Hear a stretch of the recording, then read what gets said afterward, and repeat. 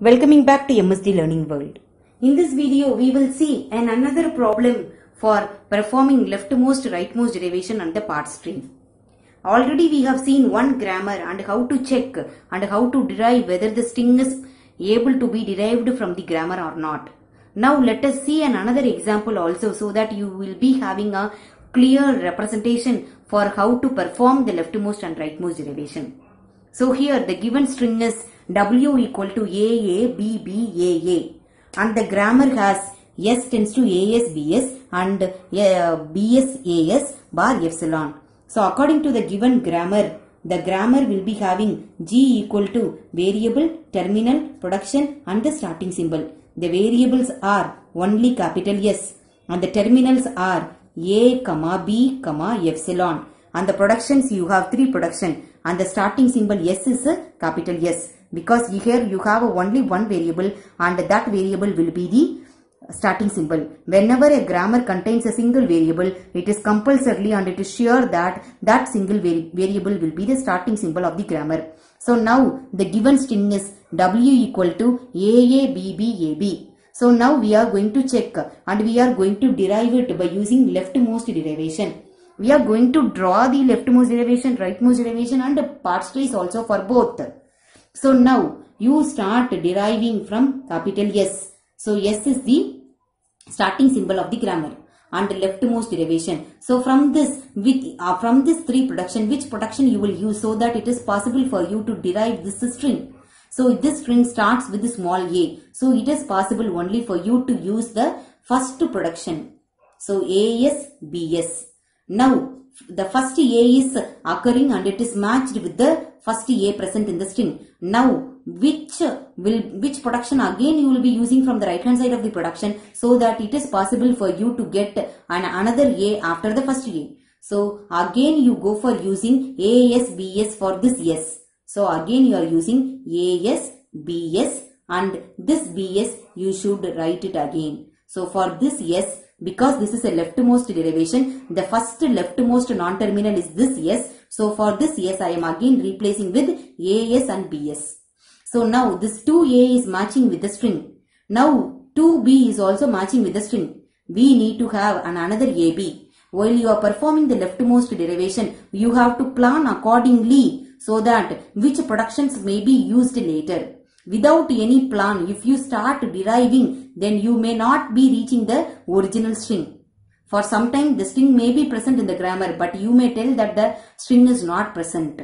So you must have a clear plan while you are making a derivation. Without any striking, you should start deriving the problem. So now, what you can make it for this S, so that you will have BB as next of 2 A's. So you can have this epsilon. Always you should derive the terminals only one by one. So AA, now B, now this is the first non-terminal. So for this S again I am replacing with the epsilon.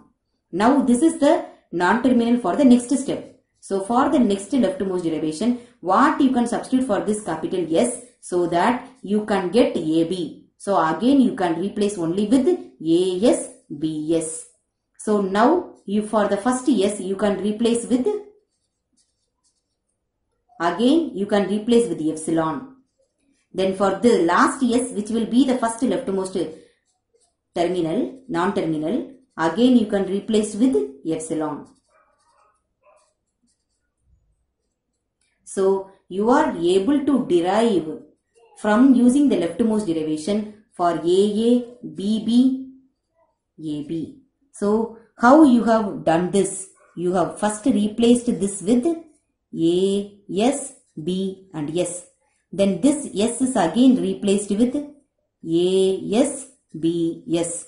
Then this S is now replaced with this is again replaced with the epsilon. This is again replaced with the epsilon and this S is again replaced with A, S, B, S.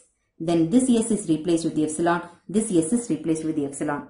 This is what is the leftmost derivation and the parts tree. Now let us see what is the rightmost derivation for the same problem. So now for the same problem, how the rightmost derivation be? It will be the reverse of the leftmost derivation. So what you did for the last S, Accordingly, you must proceed. So how you have to do it? Here, whenever you are doing, you must be very clear. So here, if you start the production with rightmost derivation, you are starting with AS, BS. Now, the last symbol is the right hand side non-terminal is the last S. So, what are you going to replace for that? Again, you replace with this S as AS, BS. Now, for this last S, you replace AS, B, A, S, B, epsilon. Now, you replace this S with again epsilon. So, AS, B, A, epsilon, again B. So, now this is the first rightmost non-terminal. This you are again replacing with AS, B, S, B, A, B. Now, A, S, B, S you are replacing with epsilon. Again, this S is the first non-terminal. So, A, epsilon, B, A, B. So, it is possible for you to derive the same string by using the rightmost derivation also. So, how you have done this? For the first S, first you replaced with A, S, B, S. Then this S you have again done with A, S, B, S. S you have done with epsilon, S you have done with epsilon. Then again for this S you have replaced with A, S, B, S. Then this S you have done epsilon and this S you have done epsilon.